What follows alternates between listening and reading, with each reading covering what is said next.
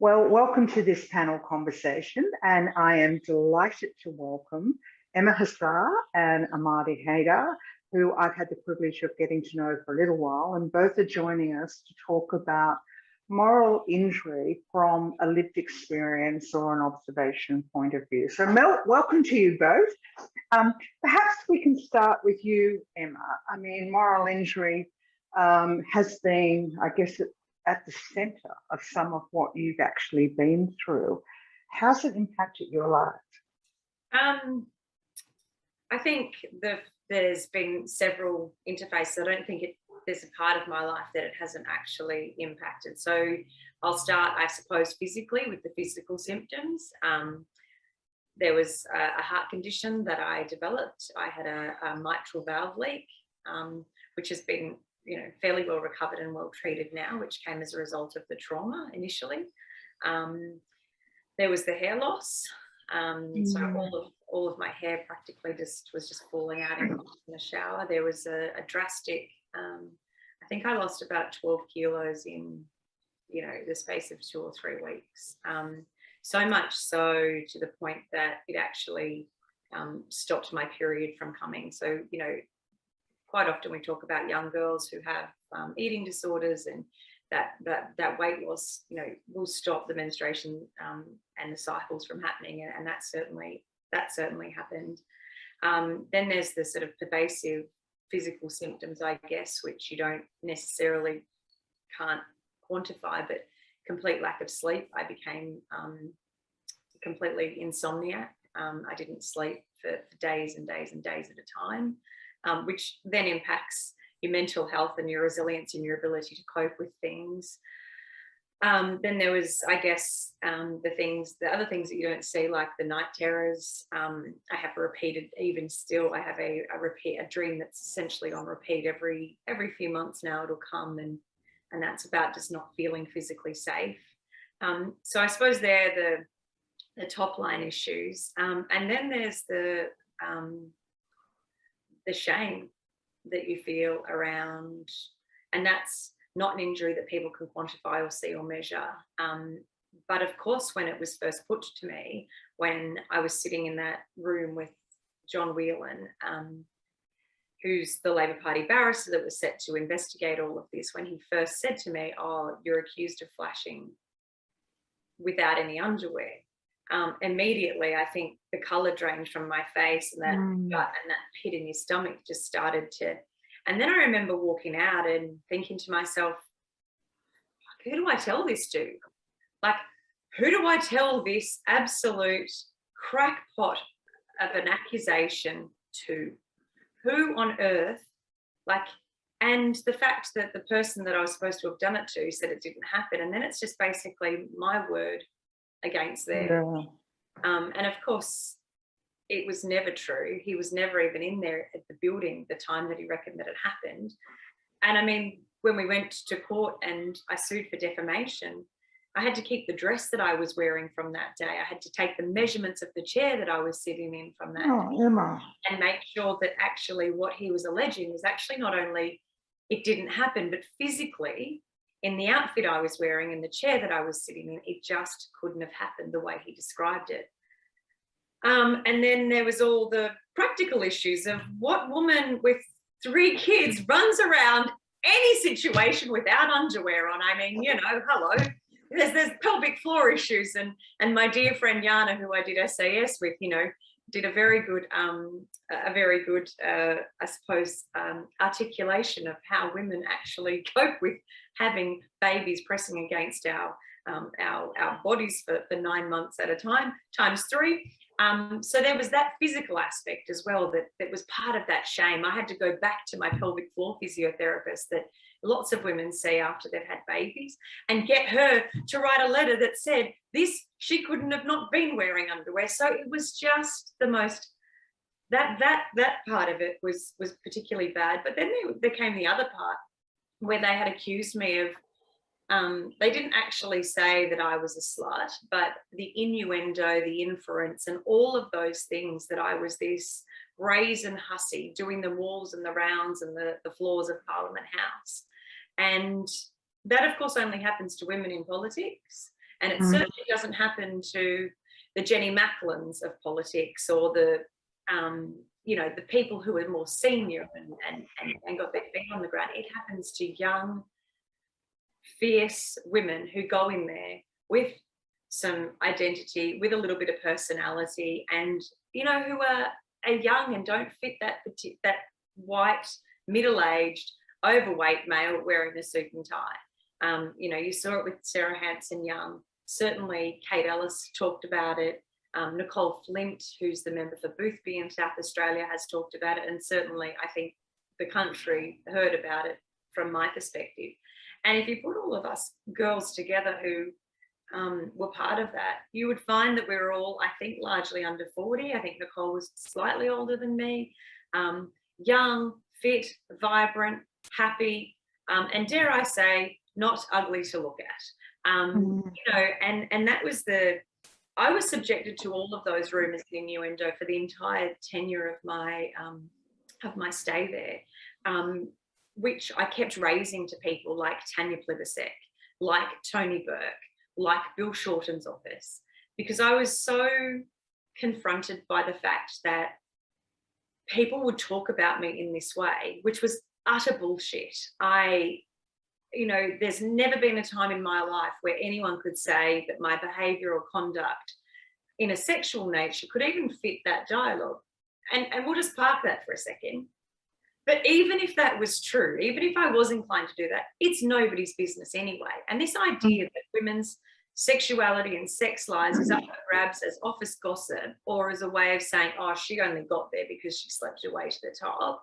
And that comes from both the blokes and the women. We've really got an issue. And of course, there was no evidence to sustain any of these accusations or allegations once we got into a defamation hearing. But the defamation hearing didn't get publicised. The contents of that, once the apology was issued, was probably about this big in the paper. But I'd spent nearly 8 weeks on the front page of every state newspaper across the nation. It went international. I'm sitting here in front of my bookcase. I'm looking at my bookcase, and I've got a massive lever arch file, 2 of them, that contain all the articles that were published about me. And I think in the end, not including what went to air on nightly news, morning breakfast, radio, there were 2,500 printed articles written about what had happened to me. I think morally, the other standpoint that we come to is the bystanders, who probably are just as bad as those who perpetrate, because you've got the bystanders who, by virtue of their silence, they tacitly approve what's gone on. And that creates this culture and this web of silence and staying silent and staying down and not using your voice for good. And I think I'll finish on the other impact of all of this is, as Brittany Higgins has said, I was treated as a political problem, where she talks about her physical assault. Mine was a sexual harassment. And I suppose in some ways, you know, that injury is a moral, is a moral issue.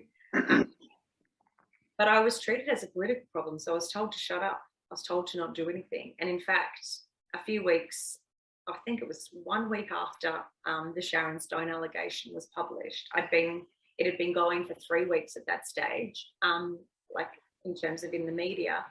I decided to go on and be interviewed by Lee Sales on television and start to, the horrendous work of trying to claw back my integrity and my name. And the moment that I had a voice in all of this, the moment that I started to push back against this just tsunami of bullshit and articles and accusations and innuendo, the moment I started to push back and take my power back, 1, I felt better, and 2, the tide turned publicly. The court of public opinion stopped sending me the most horrendous abusive emails and inbox messages and DMs on every platform that I had.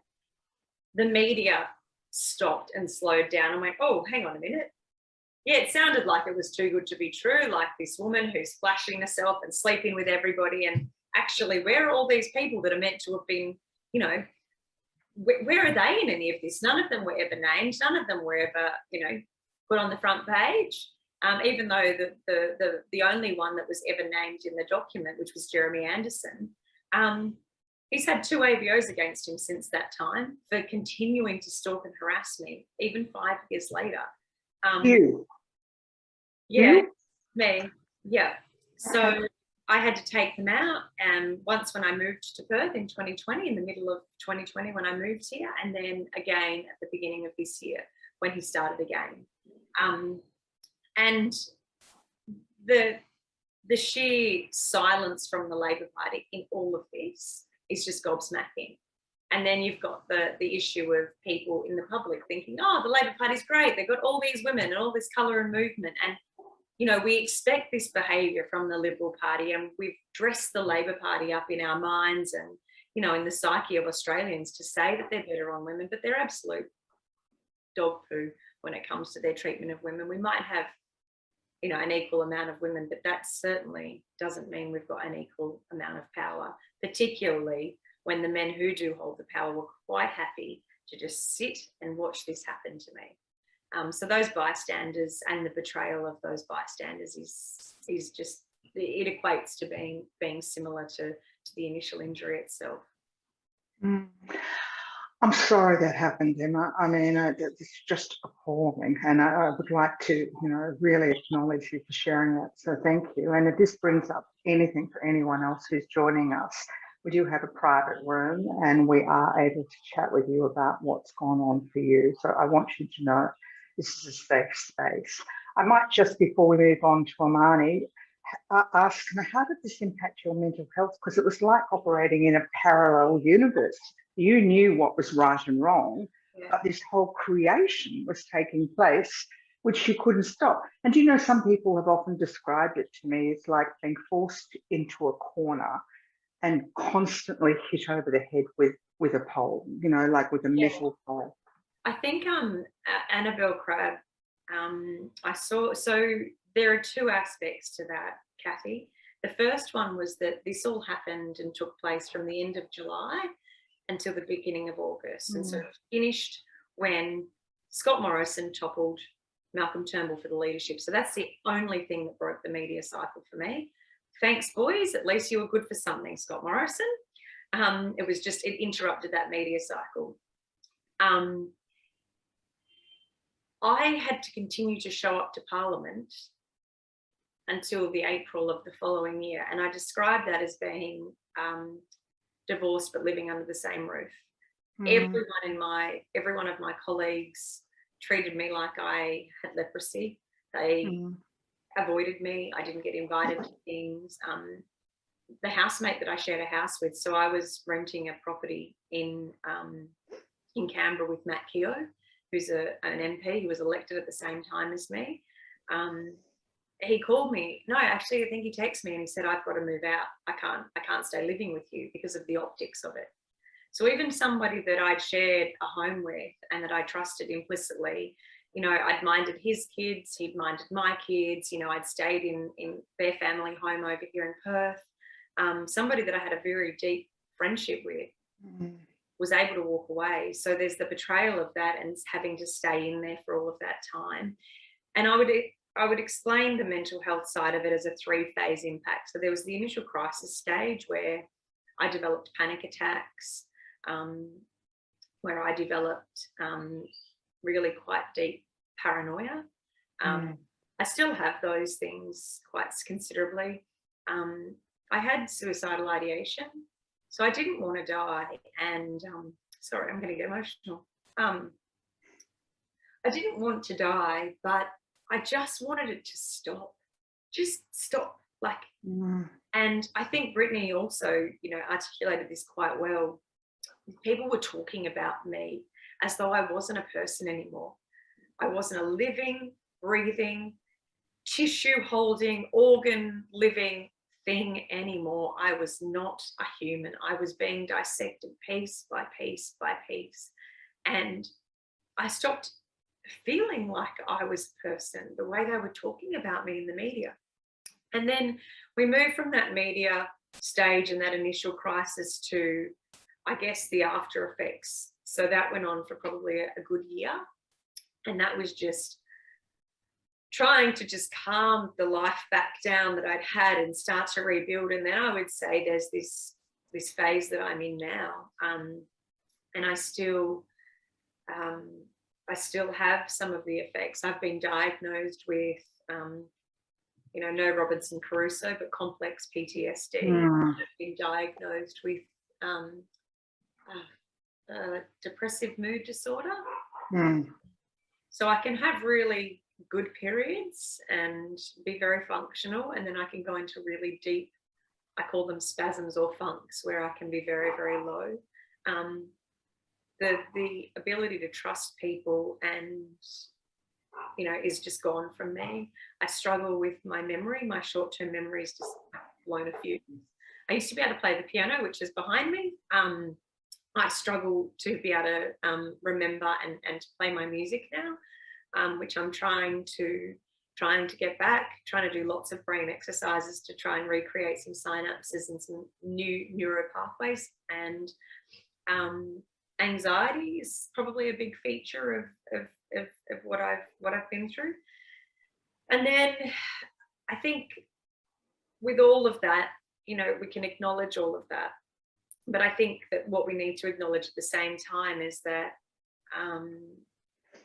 and I think that you'll figure out that eye contact has become a bit of a problem, because I can't actually, because I'm accessing parts of my brain where I have to remember and really do some deep thinking. Someone will ask me a question and then I'll forget what the question actually was. It's quite distracting. The ability to concentrate is gone. I can probably last about 20 minutes on a good day, 45 minutes on a great day, but then I'm incredibly tired after that. But I think what's important about all of that to recognize is that I've been in treatment pretty much since it happened. So I have a psychologist that I see every week, and she's trauma-based. She's actually a sexual trauma therapist, because what they describe happening to me is in that same, that betrayal, that loss of agency, the shame, the guilt, it all belongs in there. I meet with my psychiatrist every 6 weeks. And I've really relied on exercise, breathing techniques, and, doing things like basic stuff, like going to the beach, the sand between my toes, and digging around in the garden. So I think that whilst the symptoms and the symptomology can be quite huge, when you learn how to manage those things, like anything else that we have wrong with us. So if it was a diabetic condition, diabetics learn to manage their condition. Epileptics do the same. People who have cancer do exactly the same. And I think that all those are very accepted in our society. But when you tell people that I'm off to my therapist, or it's therapy Thursday, which is how I spend my Thursdays, people freak out. And I'm like, well, you wouldn't freak out if I told you how I was managing my insulin or that I was skin pricking myself. And everything has a strategy. And so if we just accept that, okay, this is exactly the same as any other health condition, and that's the treatment, and they're the strategies that I use when my insulin is going too low or too high. These are the strategies that I use when my anxiety or paranoia or lack of concentration or ability is too high or too low, or my regulation is not great. Then I think we should all just get on with it. And people need to not view that sort of mental health space. I think if we called mental health trauma, it would probably go down a little bit. Absolutely, Emma. And I've got to say, we're all sending you a huge virtual hug at the moment. Thank you. No, don't hug me. I'll cry. And I don't. but I really, okay. The other thing I will say, just like squeezes all the emotion and the tears, and then it all comes, and you're like, oh. So yeah. The other thing I will say, leading into Amani, you suffered an injury, and there is an interview at the beginning of today's session where the well-known journalist, New Yorker, Io Press, talks about moral injury and talks about bystanders, going back to a sociologist all the way back to 1938. And he says that it's not that they don't act, it's that it's all neat and tidy and they want somebody else to act, which I think is really telling about bystanders, because we often think, well, why don't they do something? Well, they know that it's not pleasant and they want somebody else to speak out. telling. So Amani, on that really deep note, you've got another, I guess, deep story, but you've used your voice in a really powerful way. Thank you, Kathie. And Emma, I just want to express solidarity and say that a lot of what you said really resonated with me, even though my moral injuries come from a completely different set of circumstances. I think the misogyny and the unrealistic expectations and shame that's projected onto victims is a common thread. I've written a lot about my experiences, but I think it kind of helps to contextualize what I'm going to talk about. I lost my mum to domestic violence in 2015. She was murdered by my dad in her home in the process of separating from him. And I've done a lot of advocacy in the domestic violence space since the end of his trial. And I've had the opportunity as well to, I guess, work on my own healing process and access that professional support and remove a lot of the shame and stigma, at least for myself and for my family, that is associated with being in therapy or seeking support for trauma. And a big part of what I talk about is what that's looked like for me and the benefits that it's had. And I really do believe that we need to do more to support people who've experienced trauma, because sometimes the help that you need is going to be required for a longer period than what other people seem to think. Workplaces seem to assume that it's a thing that you can sort of pack up and leave at home and push aside in order to meet your regular obligations. So I guess the first type of moral injury that I want to speak to that really shaped my experience of victimhood in the wake of the murder was some of that systemic and social expectation and the barriers that go with that. So when you feel really hurt by something that you feel is a black and white moral, morally clear thing, like a murder, like the taking of a life from another individual, you can sometimes have an assumption that the impact of that violence and the effects of that violence should be obvious and clear to other people, and that empathy will automatically be extended to you when you share your story or when you seek help. And it's very confronting to begin seeking help in the first place, and then to realize that that empathy does not come automatically, and that there is a lack of awareness socially across all industries about the effects of trauma, about the effects of sexism, about the effects of being silenced. So I was incredibly disappointed to discover how little empathy and how little trauma-informed support there is available across all spaces. And that went to everything like, trying to access support through Centrelink, which I've written about the barriers that I faced in terms of accessing parental leave, trying to access healthcare when you don't yet have language to describe your PTSD. You're not calling it that yet. I didn't get a formal diagnosis. I didn't think that that's what I was experiencing until way down the track. Being in this vulnerable position where you're not quite able to describe your own limitations and your own symptoms, and not being ever asked a question about, what's going on for you, what's led you to this point, what's happening in your life that might be contributing to an ailment or a financial issue or anything like that. That for me was a huge disappointment, because I found myself constantly trying to explain. I couldn't always clearly link how I was feeling emotionally and psychologically to what I was expecting from whoever I was speaking to at the time, or what kind of help I was seeking. And it wasn't always a tangible connection. I wanted perhaps more time or more flexibility or some kind of understanding or empathy in response. And that was really hard to access. I think one of the things that we can improve is not having a one-size-fits-all response in all these different government agencies, banks and health systems and things like that. I think it's really important for people across these industries, anyone who encounters someone who might be traumatized needs to be trauma informed and needs to receive that training. And I found that was really lacking.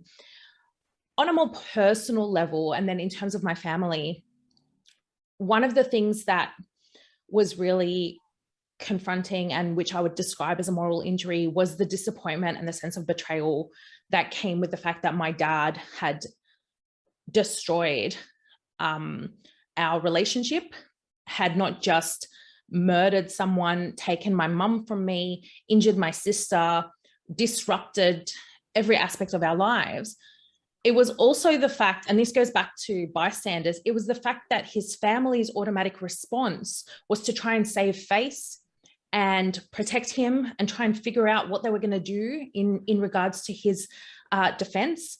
And he very quickly was able to access a lawyer and receive solidarity from his loved ones, whereas the same people were people I'd grown up with and I'd looked up to as figures of authority in my life, or figures who represented safety or security, or who would be even able to stand in for my parents should I ever need it. And to discover that their loyalty lay elsewhere, and that the priority was really about his needs rather than mine or my sister's, was a huge disappointment. And it really made it even harder to move forward, because I could sort of see, okay, well, this individual, he's going to go through a court process. He's going to have some kind of process of accountability, despite all the different barriers that are associated with that, which I'll speak to in a minute. But these people are just doing things that are, you know, it's not illegal to want to support him. It's not illegal to not care about my feelings, but it's exhausting for me to try and convince you that you should be expressing solidarity, that I need your support, that I need you there for me, that I need to feel heard and validated. And instead of doing that, they went a step further and also began making allegations, for example, down the track when I provided my statement to the police, that I'd lied and exaggerated things, that my father was a good father and I was using this crime to make him look bad, which I just can't understand how. I didn't think you needed any help. I think you did a great job. He made himself look bad. Sure. And trying to use shaming and silencing tactics to prevent me from cooperating with the court process. And up until the date of my mum's death, I was a practicing commercial litigation solicitor. I'd been in courtrooms. I understood the procedure. I had literacy and awareness around these sorts of matters. I wasn't a criminal lawyer, but I understood rules of evidence. I understood the justice system. And to then have to sit in court and be subjected to a cross-examination in which my dad's barrister insinuated that I was lying or not remembering things clearly, or when he focused on things that I felt were not really central to my mum's experience and her story, to feel the pressure of having to highlight the nuance and complex things that shaped her life as a daughter, and to face my father for the first time in such a, you know, emotional and heated environment. It was so confronting and really compounded the trauma of the original crime. And the trial took place 2 years after the murder. So there were 2 years of uncertainty, 2 years of having a very stalled recovery process, because you don't know what's going to happen next. So therapy can only get you so far when you don't have any certainty or closure around the legal process. All of these things left me feeling quite disillusioned, not just with my family, not just with humanity, but with the legal system as well, where that was a space where I practiced and where I felt confident and where I'd been trained. And it totally shifted my relationship with this whole institution. And I think when you experience that rupture, it's very hard to imagine going, I don't think I've been back in a courtroom since then, since reading my victim impact statement. I don't like the idea of it, but I have, I guess, leaned into that a little bit in my advocacy in order to help highlight some of those barriers and some of the changes that we could be making to make it easier for others. So it was very confronting to be faced with these multiple consecutive disappointments, one after another, at a time where I was quite vulnerable. I was pregnant when my mum was murdered, and then had another baby the following year, I felt that there was a lot of gossip happening. And I think, Emma, you spoke to the effects of that gossip happening in my family, in my community. I did not know who to trust anymore. I felt really let down that people I'd grown up around had just gone completely silent.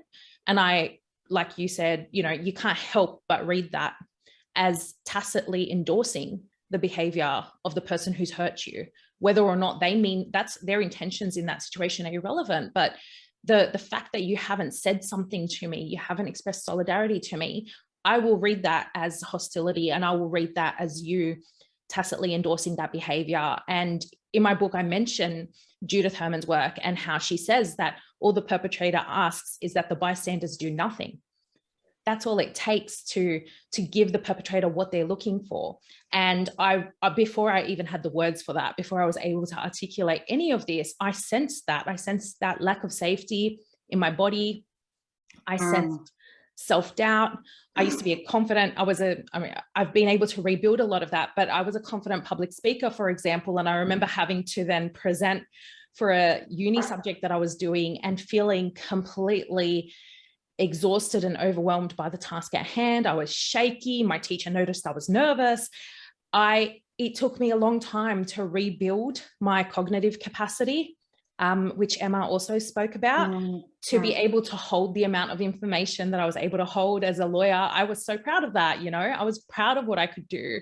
I was proud of how much work I could get done in a day. I was proud of how competent I was, and how much I enjoyed learning and reading and absorbing. And I couldn't do any of that for a period. And it took a long time to rebuild and to be able to start doing those things again and start doing them confidently. So I think what's been really valuable in this conversation is highlighting the link between those mental and emotional experiences and the physical and the practical and the way that your work, your employment can be affected by moral injury.